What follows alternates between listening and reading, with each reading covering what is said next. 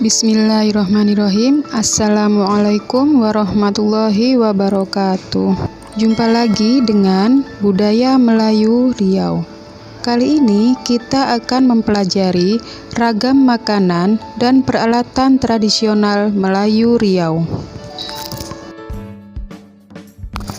Yang pertama tentang membuat penganan khas Melayu Riau. Yang pertama ada bolu kemojo.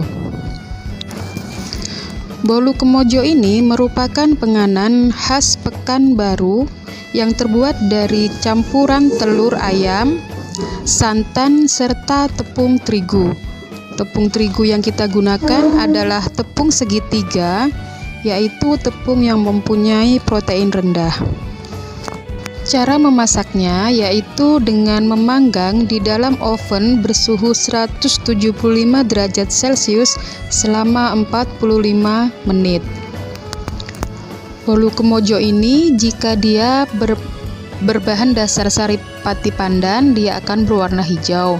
Akan tetapi jika dia menggunakan labu, maka dia akan berwarna kuning. Yang kedua ada kue talam. Kue talam ini juga ada bermacam-macam, ada yang berbahan dasar tepung terigu dan juga ada yang berbahan dasar ubi. Membuat kue talam ini kita mempunyai dua macam adonan. Adonan yang pertama merupakan adonan dasar, sedangkan adonan yang kedua merupakan adonan lapisan yang terbuat dari campuran tepung terigu, santan, gula pasir, serta gula merah. Kemudian kita mencampur semua bahan adonan satu dan mengaduknya hingga rata, lalu mengukus ke dalam sebuah cetakan, kukus lagi hingga matang. Kemudian yang ketiga ada gelamai. Gelamai ini merupakan kue tradisional Melayu Riau yang terbuat dari campuran tepung beras, tepung pulut, serta santan dan juga gula enau. Gula enau ini biasanya bisa juga pakai gula merah. Kemudian ditambah lagi gula pasir dan juga gula tebu dan sedikit garam. Cara memasaknya, gelamai direbus dengan santan hingga mengental. Akan tetapi dalam proses pembuatan gelamai ini memerlukan waktu yang sangat lama, sekitar 7-8 jam.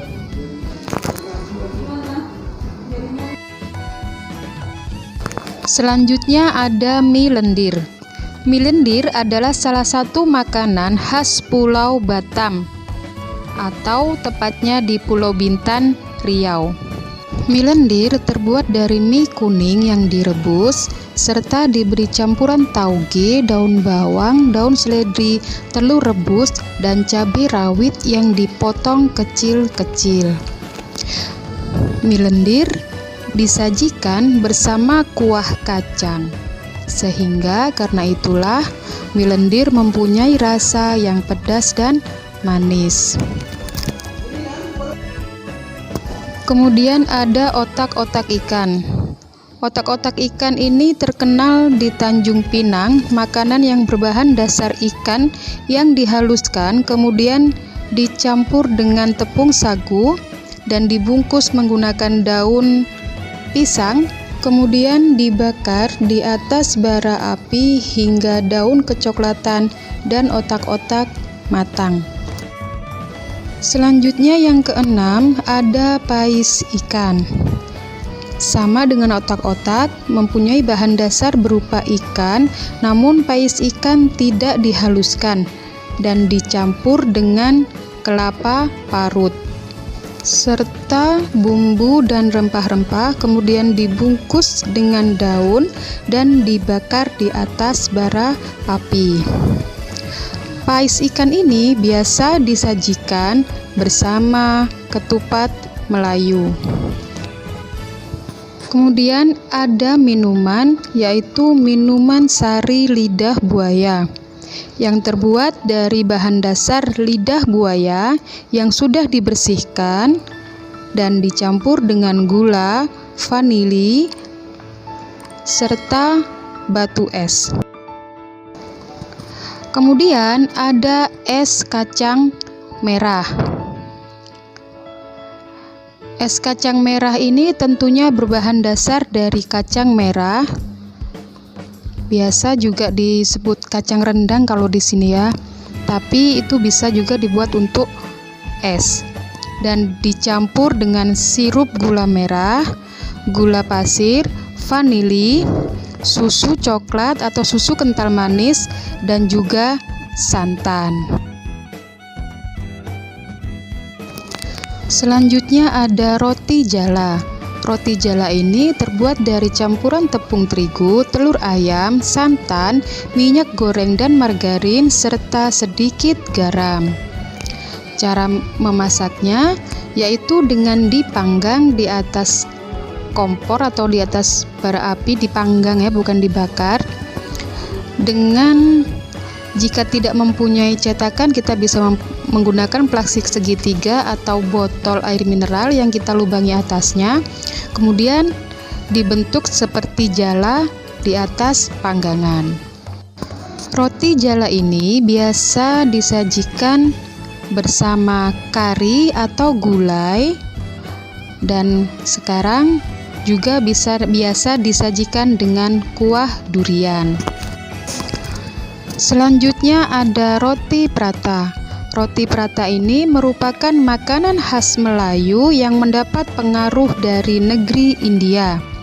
Terbuat dari campuran tepung terigu protein sedang atau tepung segitiga, air, mentega, gula pasir, dan sedikit garam. Kemudian cara membuatnya: menipiskan adonan hingga seperti kulit martabak, kemudian dilipat ke arah tengah, dan kemudian dipanggang di atas pan dan di atas api sedang.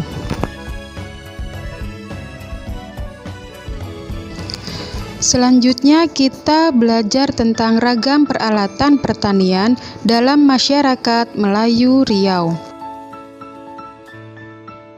Yang pertama ada parang. Parang merupakan senjata khas Melayu yang berbahan besi dan berbentuk seperti perpaduan golok dan pedang. Parang biasanya digunakan untuk menebas atau memotong tanaman yang agak keras seperti semak belukar di hutan, atau dapat pula sebagai alat pertanian. Yang kedua ada sadap karet.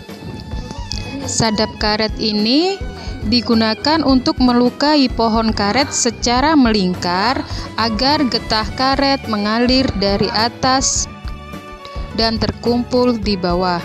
Bentuknya menyerupai pisau namun ujungnya bengkok dan terbuat dari besi dan kayu. Kemudian yang ketiga ada cangkul.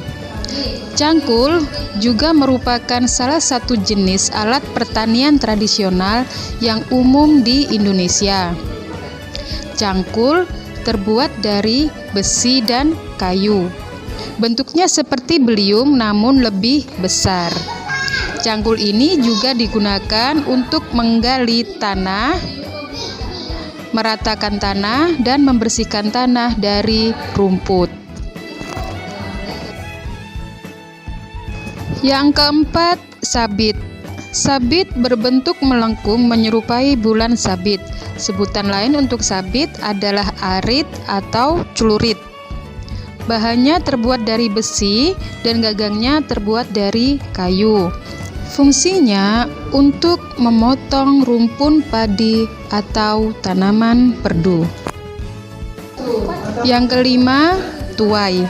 Tuai merupakan alat pemotong tangkai padi tradisional.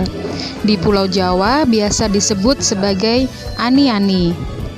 Ani-ani atau tuai ini tidak hanya terbuat dari besi dan kayu, tetapi juga ada bambu. Jadi alat ini terbuat dari lempengan besi tipis, papan kayu, dan bambu yang berukuran kecil. bilah bambu sebagai pasak. Alat ini digunakan untuk memetik padi atau tumbuhan palawija saat panen. Dan yang terakhir ada beliung. Beliung ini adalah sejenis alat pertukangan yang digunakan untuk membentuk, menarah, dan melicinkan kayu potong kasar menggunakan tangan. Beliung terbuat dari dua bahan, yaitu tangkai terbuat dari kayu dan mata beliung terbuat dari bahan baja atau besi. Ujung atau kepala beliung mirip seperti cangkul dan bukan seperti sebilah kapak. Beliung merupakan alat yang tidak terlepas dari kehidupan sehari-hari masyarakat Melayu Riau. Bahkan ada beberapa peribahasa Melayu yang menggunakan kata beliung, seperti habis kapak berganti beliung, yang artinya sangat rajin bekerja. Nah, sekarang tugas anak ustadzah di rumah yaitu mempraktikkan salah satu jenis panganan khas Melayu Riau. Buat video prosesnya secara singkat saja dan foto hasilnya gabungkan jadi satu menjadi sebuah video selama paling lama 7 menit.